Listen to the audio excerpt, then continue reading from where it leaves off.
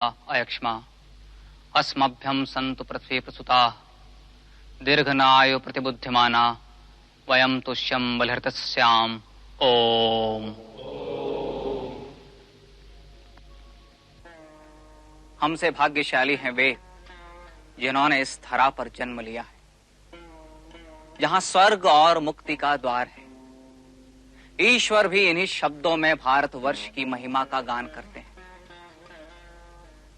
पवित्रता, त्याग और साहसियों की भूमि, ज्ञान, विज्ञान, कला, व्यापार व औषधियों से परिपूर्ण भूमि, हमारे पूर्वजों की कर्म भूमि, जहां दानवी शक्तियों को दैवी शक्तियों ने पराजित किया।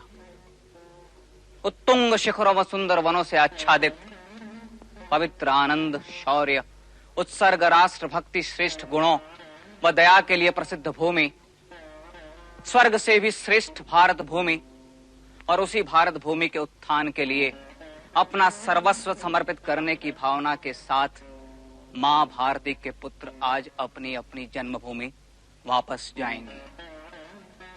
पर मैं आज यहां से किसी मागध, किसी मालव, किसी लिच्छवी, किसी कुरु, किसी पांचाल को नहीं जाने दूंगा। आज यहां से सिर्फ भारतीय जाएगा।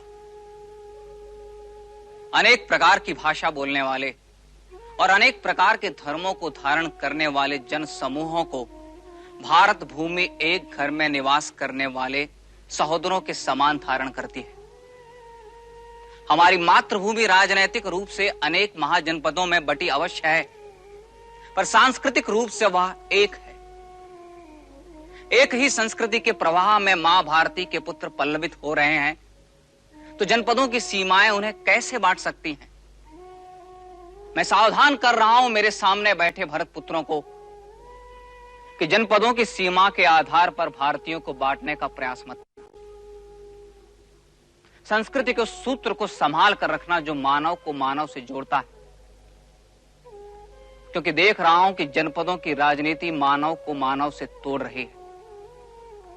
अतः राजनीति के उस दायित्व का निर्वाह अब संस्कृति को करना होगा। संस्कृति को ही सेतु बनाना होगा, क्योंकि संस्कृति कोई भाषा नहीं है, संस्कृति कोई जाति नहीं है, संस्कृति कोई धर्म नहीं है।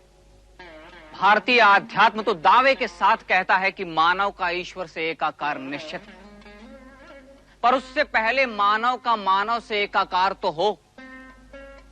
क्या जनपदों की सीमाएं मानव को मानव से मिलने से रोक सकती हैं? और यदि ऐसा है तो उन सीमा रेखाओं को मिटाना है जो हमारे हृदयों पर अंकित हैं। जब स्नातक यहां से जाएं तो जितने जोर से हो सके गाएं हमारी सांस्कृतिक एवं राष्ट्रीय एकता का स्वर, समवेत स्वर, ताकि गुरुकुल के आचार्यों को विश्वास हो कि उन्होंने एक राष्ट्र का निर्माण किया है, उसे खंड खंड में बांटा नहीं है। मां भारती तुम्हारा मार्ग प्रशस्त करे।